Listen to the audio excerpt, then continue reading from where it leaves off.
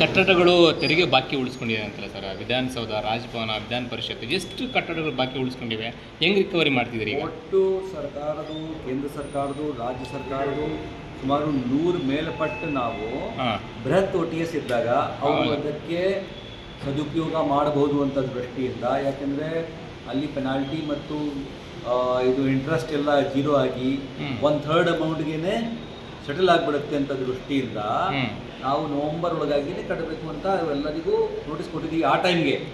ಈಗ ಯಾವುದು ಹೊಸದು ಕೊಡ್ತಾ ಇಲ್ಲ, 100 ಮೇಲ್ಪಟ್ಟಿದೆ. ಈಗ ಎಲ್ಲ ಸೆಂಟ್ರಲ್ PSU ಡಿಪಾರ್ಟ್ಮೆಂಟ್ಗೆ ಈ ತಿಂಗಳು ನಾವು ಅಲ್ಲಿ ಸ್ವಲ್ಪ ಜಾಸ್ತಿ ಹೋಗಿ ನಮ್ಮವರಿಗೆ ರೆಸ್ಪಾನ್ಸಿಬಿಲಿಟಿ ಕೊಟ್ಟು ಝೋನಲ್ ಕಮಿಷನರ್, ಸ್ಪೆಷಲ್ ಕಮಿಷನರ್ ಅಲ್ಲಿ ಹೋಗಿ ಬೇಡ್ಕೊಂಡು, ಯಾಕೆಂದರೆ ಅವರಿಗೆ ಕೂಡ ಮಾರ್ಚ್ ಒಳಗಾಗಿ ಹಣ ಬರುತ್ತೆ ಎಲ್ಲ ಡಿಪಾರ್ಟ್ಮೆಂಟ್ಸ್ಗೆ, ಅಲ್ಲಿ ಕಟ್ಬಿಟ್ರೆ ನಮಗೆ ಅನುಕೂಲ ಆಗ್ತದೆ ಅಂತ ದೃಷ್ಟಿಯಿಂದ ಮಾಡಿದ್ದು.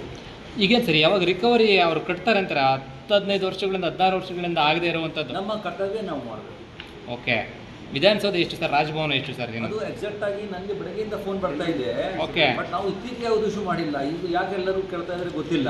ಬಟ್ ನಮ್ಮವರಿಗೆ ಕೇಳಿದ್ದೀನಿ, ಪ್ರತಿಯೊಂದು ಕಟ್ಟಡಕ್ಕೆ ವಿಕಾಸೌಧ, ವಿಧಾನಸೌಧ, ಮಲ್ಟಿ ಸ್ಟೋರಿ ಬಿಲ್ಡಿಂಗ್ ಅದಕ್ಕೆ ಏನೇನು ಅಮೌಂಟ್ ಡ್ಯೂ ಇದೆ ಬರೋದು ಕೊಡಿ ಅಂತ. ಸೀಸ್ ಮಾಡಿದ್ದೀರಾ ಸರ್? ಕೊಡಲಿಲ್ಲ ಅಂದರೆ ಸೀಸ್ ಮಾಡ್ತೀರಾ?